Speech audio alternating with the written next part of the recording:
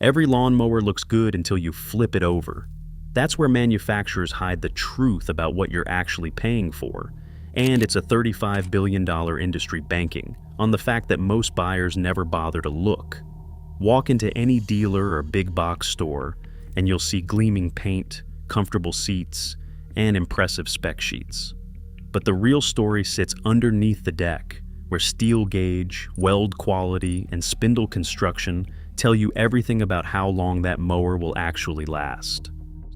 Start with the deck itself. There are two main types, stamped and fabricated.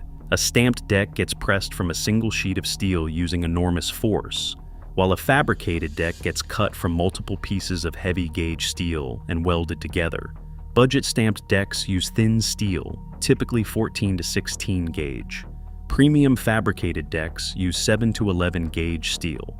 That difference matters enormously because 7 gauge steel is 33% thicker than 10 gauge. John Deere's 7-iron deck is a genuinely interesting exception. They stamp theirs from 7 gauge steel using 4 million pounds of force, which creates a smooth underside with fewer corners where grass can build up. Most manufacturers simply don't have presses capable of that, so they weld thinner pieces together or stamp thinner steel and hope you won't notice.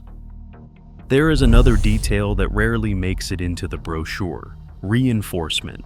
Higher-end decks often have extra bracing around the spindle mounts and front edge of the deck, because those are the areas that absorb the biggest impacts. Hit a hidden tree root or scrape a rock often enough, and weak reinforcement starts to flex. That flex puts extra stress on bearings, throws the blade slightly out of alignment, and over time can leave you with an uneven cut that no amount of sharpening will fix. It is one of those problems that develops so gradually, most owners never realize the deck itself is the reason their lawn suddenly does not look as clean as it used to. Now for what's hiding inside those spindles. Standard ball bearings last 200 to 400 hours. Premium sealed bearings give you 500 to 800. Heavy-duty double-sealed bearings can reach 1,200 hours. The gap between a residential spindle and a commercial one represents a 300% difference in load capacity, and some cheap spindles ship with barely any grease inside, using the lowest quality lubricant possible. When those spindles fail, you are looking at $40 to $120 per assembly, and that adds up fast on a 3-blade deck. Here's the part that rarely gets mentioned. Every time you mow, you're essentially sandblasting the underside of your deck. One owner in Florida reported that his stamped deck mowers consistently wore through, requiring welded patches. Another watched his Craftsman yard tractor eat through the deck in just 400 hours, leaving him facing either extensive welding or a $1,000 deck replacement. And that grass buildup underneath isn't just cosmetic. Packed clippings trap moisture against the steel, accelerating rust, and they breed mold that can spread lawn diseases every single time you mow. One owner couldn't even work in his barn because the moldy buildup from his mower deck made him genuinely sick. The stamped versus fabricated debate runs deep among professionals.